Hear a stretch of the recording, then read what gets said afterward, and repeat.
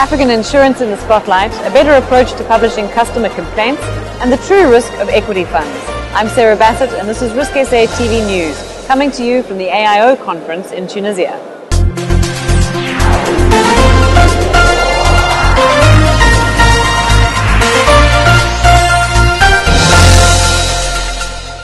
We spent the week at the largest gathering of African insurance and reinsurers, joining more than 1,000 delegates in Tunisia. Attendees came in from all across the continent and as far afield as Brazil, Russia, the Bahamas and India. This year's conference carried the theme African Insurance in the Face of Mass Events, with discussions focused on political risk, the threat of infectious disease, natural catastrophes and cyber risk. But ultimately, the meat of the conference hasn't been in the presentation hall, but rather in every corner of the Talasso Resort Hotel. The conference had the feel of an intra-African Lloyd's market, with the rush of well-dressed people whirring constantly as they buzz from meeting to meeting. In every corner available, stands line the lobby and outside areas, and people have packed schedules using every moment they can.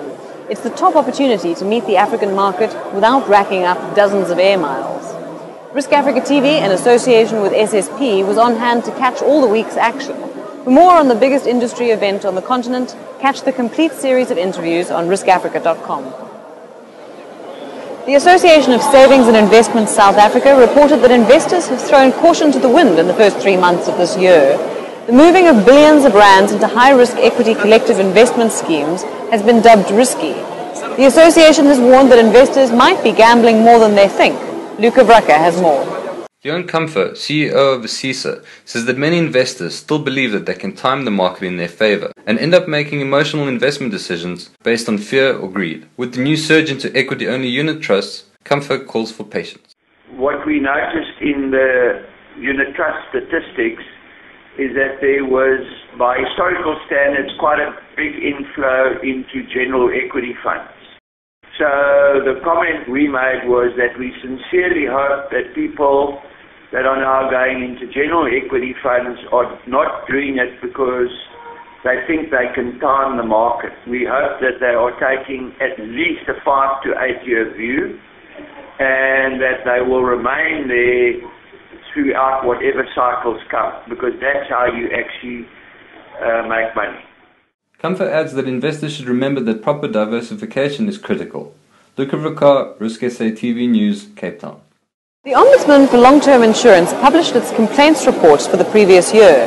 The Ombud has noted that there are improvements where complaints handling is concerned, but he says that more still needs to be done.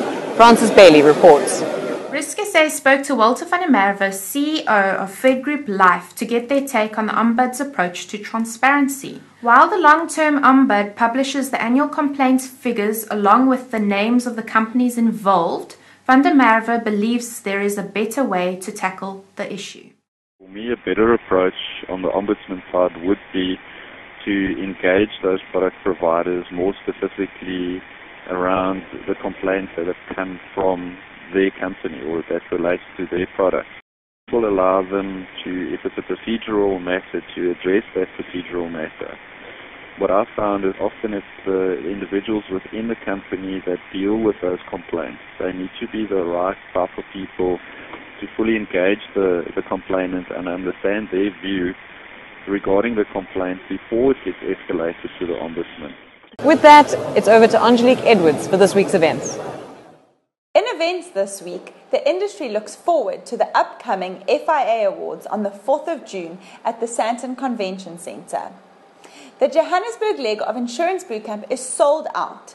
If you've missed the cutoff, make sure to register for our live online broadcast.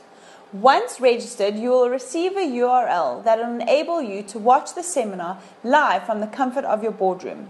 There will also be a question and answer facility. Visit insurancebootcamp.co.za for more information. T's and C's apply.